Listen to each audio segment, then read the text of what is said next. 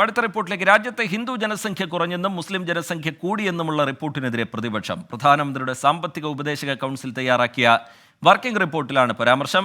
തെരഞ്ഞെടുപ്പിനിടെ ജനശ്രദ്ധ തിരിക്കാനുള്ള നീക്കമാണ് റിപ്പോർട്ടിന് പിന്നിലെന്ന് പ്രതിപക്ഷം ആരോപിച്ചു.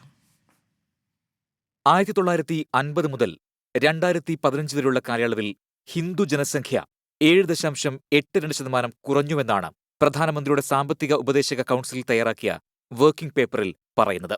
മുസ്ലിം ജനസംഖ്യ 43.15%, ക്രൈസ്തവർ 5.38%, സിഖുകാർ 6.58% വർദ്ധിച്ചെന്ന് റിപ്പോർട്ടിലുണ്ട്.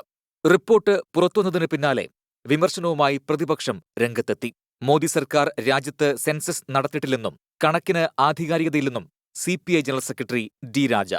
It means there is an attempt by bringing out such a data to polarize the people.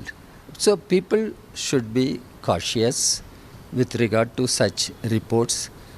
BJP വിദ്വേഷ പ്രചാരണം നടത്തുകയാണെന്ന് സമാജ്വാദി പാർട്ടി ആരോപിച്ചു. റിപ്പോർട്ട് പുറത്തുവിട്ട സമയത്തെയും SP വക്താവ് ST ഹസൻ വിമർശിച്ചു. देश में नफरतों का बाजार गर्म करने की पूरी साजिश है.